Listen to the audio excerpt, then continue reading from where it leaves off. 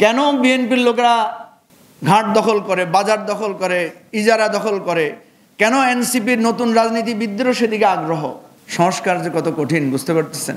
চেয়ারে কে আগে বসবে, কে পেছনে বসবে। তা আমি আমাদের দলে একটা প্রস্তাব দিয়েছিলাম যে সামনে কোনো মঞ্চ থাকবে না, একটা ডায়াস থাকবে, সবাই নিজ থেকে বক্তব্য দিবে। তা আমাদের নেতারা মন খারাপ করে হলো, এটাতে রাজি হইলো। কিন্তু ঝামেলা বাধা হলো মিডিয়ার লোকেরা, বললো আমরা তো ছবি নিতে পারি না, আপনারা যদি এইভাবে একজন সামনে বসেন হয় না। না, সামনে এরকম লাইন ধরে বসতে হবে, পিছনে ব্যানার থাকবে, তাইলে ওনাদের ছবি নিতে সুবিধা। সংস্কার যে কত কঠিন বুঝতে পারতেছেন। এই যে সংস্কার, হয়তো বলবেন যে এই ধরনের লৌকিক সংস্কারের লাভ কি? সংস্কার তো এইভাবেই একটা দুইটা করে করতে হয়। সংকটটা কোথায়? দল যদি সংস্কার না হয়, রাজনীতি কিভাবে সংস্কার হবে বলেন? সেজন্য আমাকে অনেকে সমালোচনা করেন যে আমি বিএনপি, আওয়ামী লীগের, জামাতের ওই জায়গাগুলোর সমালোচনা করতে ভয় পাই, যে আমরা তো তাদের অবস্থানে এখনো পৌঁছাই নাই। কেন বিএনপির লোকেরা ঘাট দখল করে, বাজার দখল করে, ইজারা দখল করে?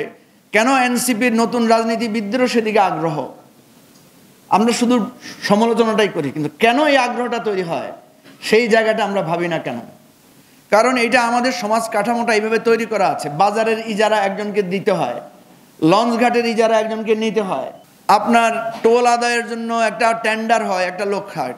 এই সমস্ত টেন্ডারে সবসময় যোগদান করে, পার্টিসিপেট করে হচ্ছে সরকারি দলের লোকেরা, প্রাধান্য বিস্তার করে।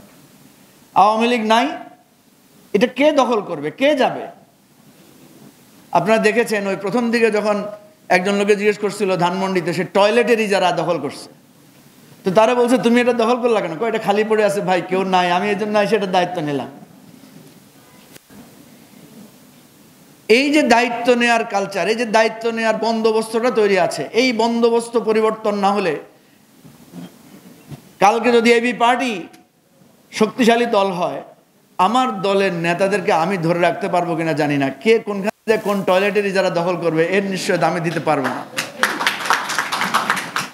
বাংলাদেশ যদি পারে, যদি রাষ্ট্র সংস্কার আন্দোলন পারে, আমি আমার দল বাদ দিয়া ওনাদের দলে যোগ দেব। এটা আমার প্রকাশ্য ঘোষণা। সুতরাং দলের বন্দোবস্ত, দলের সংস্কার, নৈতিক মানবিক সংস্কার যদি না হয়, আমরা আঙ্গুল তুলতে পারবো একের দিকে, একে অপরের দিকে আঙ্গুল তুলতে পারবো, বক্তৃতা দিয়ে বলতে পারবো একটা নতুন শোষণহীন সমাজ তৈরি করার জন্য রক্ত দিয়েছি, আরো দিব, বাংলাদেশকে মুক্ত করে ছাড়বো, বড় বড় সুন্দর সুন্দর বক্তব্য আমরা দিতে পারবো, কিন্তু পরিবর্তন হবে না।